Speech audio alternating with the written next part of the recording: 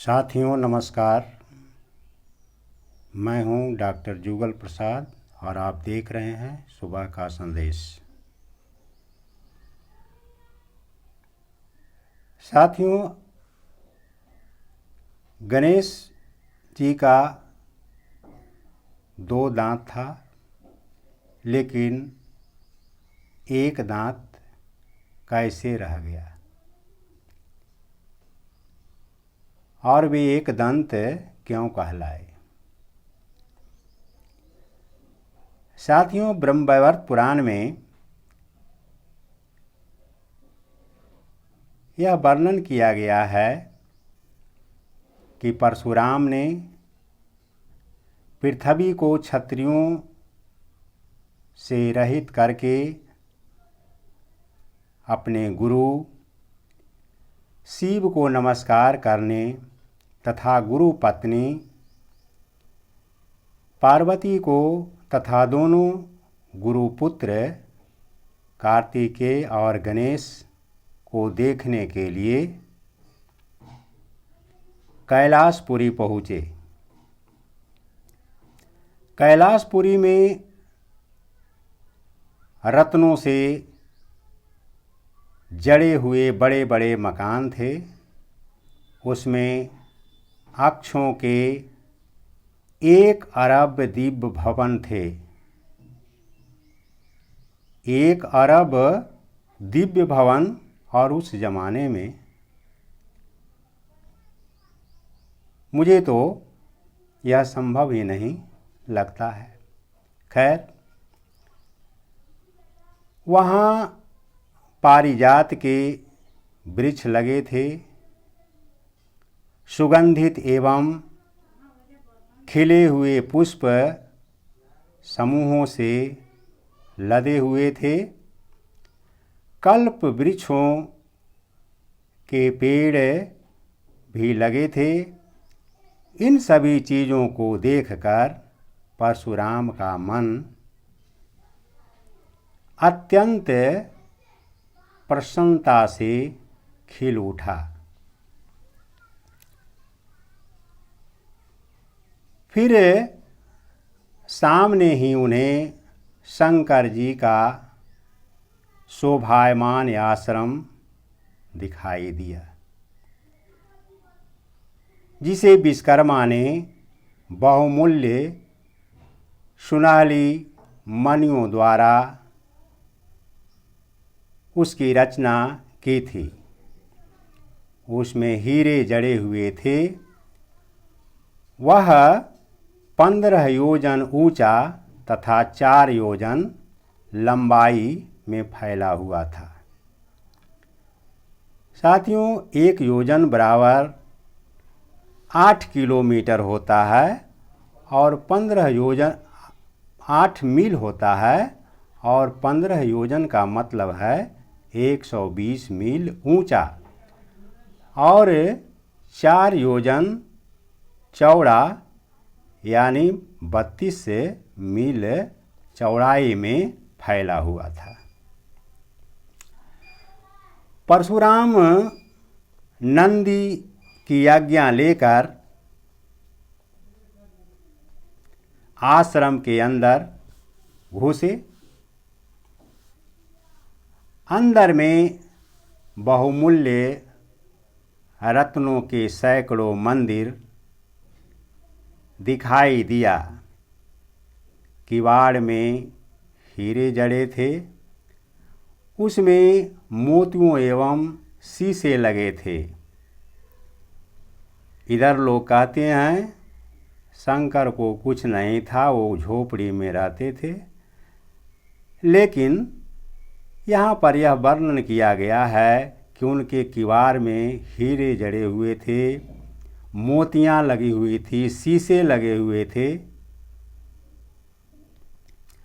उसमें गोरोचन नामक मणियों के हजारों खंभे लगे थे। परशुराम ने उसके भीतर द्वार को देखा। उस द्वार के बाएं ओर कार्तिकेय और दाहिनी ओर गणेश जी बैठे हुए थे। जब परशुराम आगे बढ़ने लगे तो गणेश ने कहा, भाई क्षण भर के लिए रुक जाओ, इस समय महादेव जी सोए हुए हैं, मैं उनसे आज्ञा लेकर आता हूँ। तब परशुराम ने कहा, भाई मैं ईश्वर को प्रणाम करके अंतःपुर से लौट आऊँगा। तब गणेश जी ने उन्हें बहुत समझाया। उन्होंने कहा कि भगवान शंकर और माता जी अंतःपुर में हैं, आपको वहाँ नहीं जाना चाहिए। लेकिन परशुराम ने नहीं माना। वह बलपूर्वक जाने लगे तो गणेश जी ने उन्हें रोक दिया। तो दोनों के बीच हाथापाई होने लगा। दोनों धक्कम धुक्की करने लगे। तब परशुराम ने गणेश जी पर अपना फरसा उठा लिया। तब कार्तिकेय ने बीच बचाव करने के लिए आए और दोनों को समझाना शुरू किया। परशुराम ने गणेश जी को धक्का दे दिया, वे गिर पड़े। फिर उठकर परशुराम को डांट फटकार करने लगे। इस पर परशुराम ने पुनः कुठार उठा लिया। तब गणेश जी ने अपनी सूंड को लंबा करके उसमें परशुराम को लपेट लिया और उठा करके फेंक दिया। तो परशुराम जी समुद्र में जाकर के गिरे।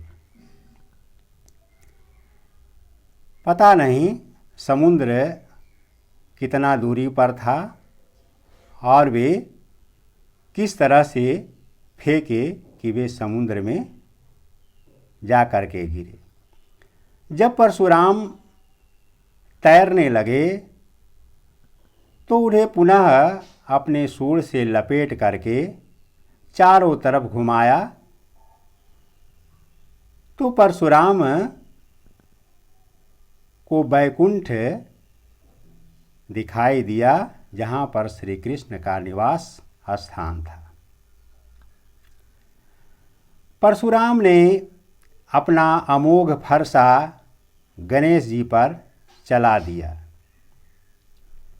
गणेश जी अपने बाएं दांत से उसे पकड़ लिया। उस फरसा को पकड़ने से गणेश जी का दांत टूट गया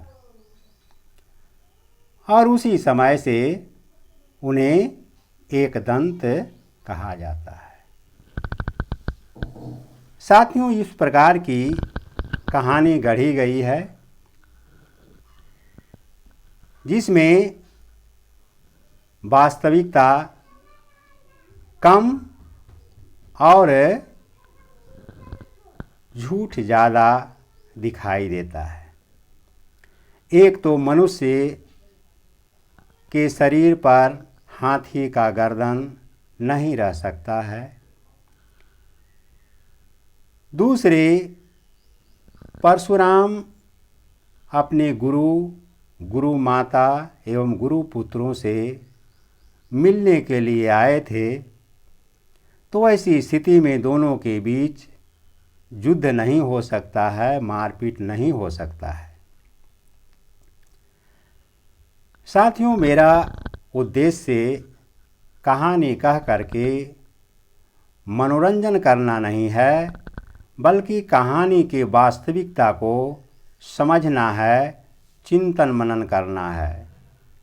साथियों, यदि मेरा यह वीडियो अच्छा लगे तो लाइक कीजिए, शेयर कीजिए और यदि सब्सक्राइब नहीं किए हैं तो सब्सक्राइब कीजिए, ताकि मेरा इस प्रकार का वीडियो आप तक शीघ्र ही पहुंचता रहे। धन्यवाद।